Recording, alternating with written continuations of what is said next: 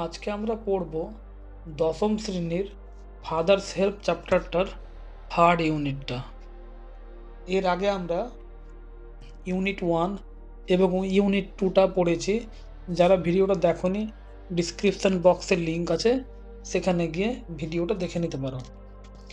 Unit 3টা শুরু হচ্ছে, বলছে as he entered the school gate, সে যখনই স্কুল গেটে প্রবেশ করলো, an idea occur to him, তার মাথায় একটা চিন্তা ভাবনা আসলো, বুদ্ধি আসলো, একটা প্ল্যান আসলো।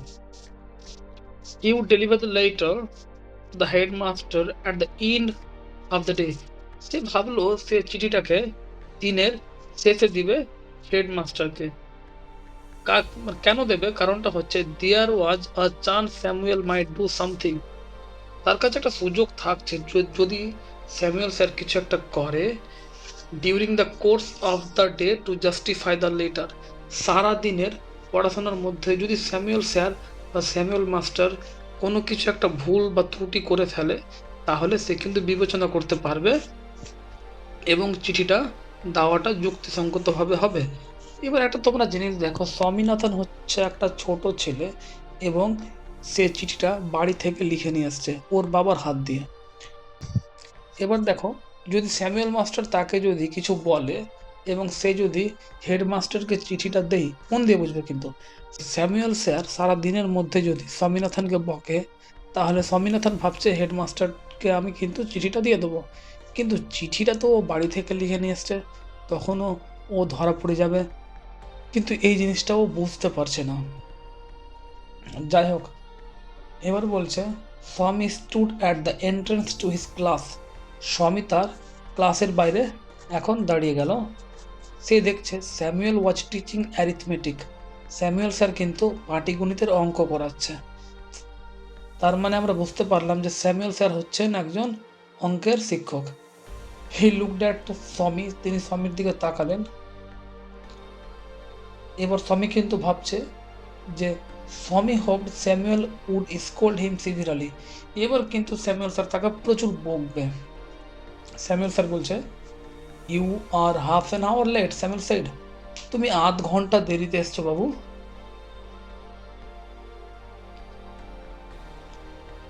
এবারে আমরা চলে আসবো 8 নম্বর পাতায়।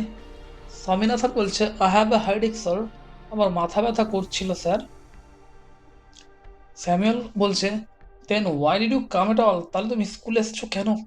বলছে this was an unexpected question from Samuel, এই কোয়েশ্চেনটা ছিল অপ্রত্যাশিত। কেন না অপ্রত্যাশিত? ও ওর বাবাকে বলে রেখেছে যে আমি স্কুলে যাব না, বিশেষ করে স্যামুয়েল স্যারের ক্লাসে দেরি করে যাব না। যদি আমি দেরি করে যাই তাহলে স্যামুয়েল স্যার বকবে। কেন? স্যামুয়েল স্যার ওই ধরনের ছেলেদের দেখতেই পারেন না বা পছন্দ করেন না যারা ওর ক্লাসে দেরি করে আসে।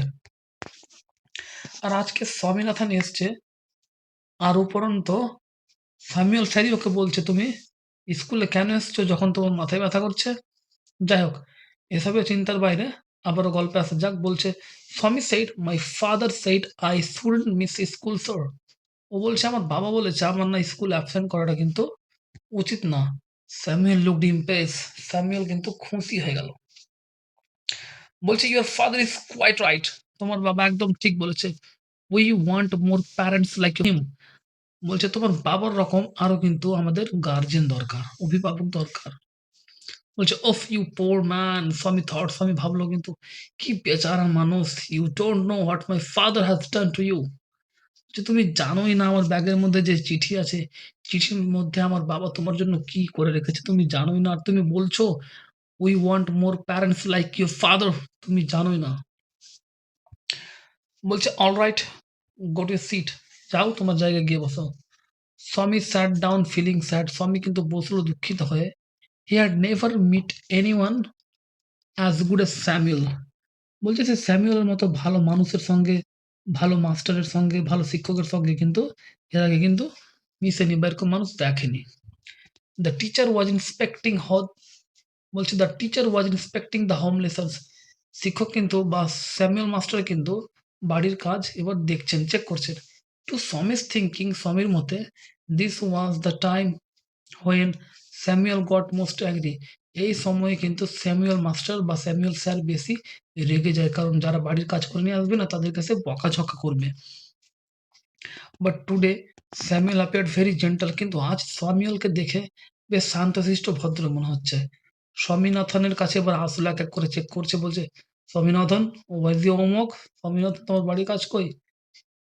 স্বামীনাথন বলছে, "I have not done my homework sir." আমি বাড়ির কাজ করিনি sir.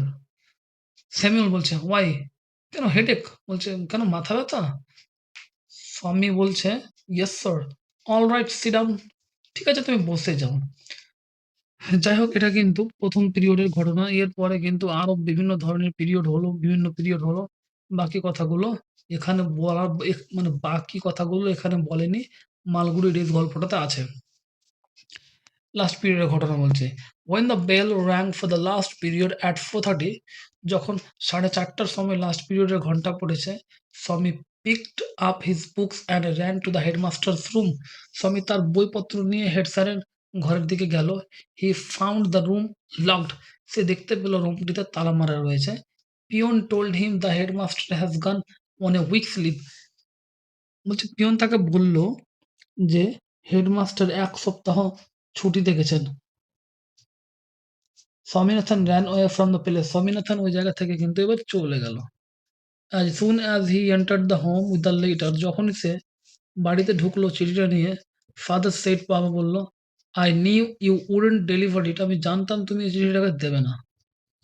But the headmaster is on leave. স্বামী বলছে, হেডমাস্টার তো ছুটিতে রয়েছে। Father snatched the letter away from স্বামী and tore it up. বাবা কি করলো? স্বামীনাথনের কাছ থেকে চিঠিটা ছিনিয়ে নিয়ে নিল এবং গুড়িথুড়ি করে ফেলে দিল। সঙ্গে বলল, "don't ever come to me for help." আর আমার কাছে সাহায্যের জন্য আসবে না। If Samuel scold you again, যদি স্যামুয়েল স্যার তোমাকে বকে। You deserve your Samuel, he said. সে বলল, তুমি স্যামুয়েল মাস্টারেরই যোগ্য। যেমন তুমি হচ্ছ ফাঁকিবাজ ছেলে, দুষ্টু ছেলে, স্কুল যেতে চায় না। ওই ঠিক একই রকমভাবে তোমার স্যার যে রয়েছে, শক্ত স্যার, একদম তোমাদেরকে বকাঝকা প্রচুর করে, তোমরা ওই মাস্টারেরই যোগ্য।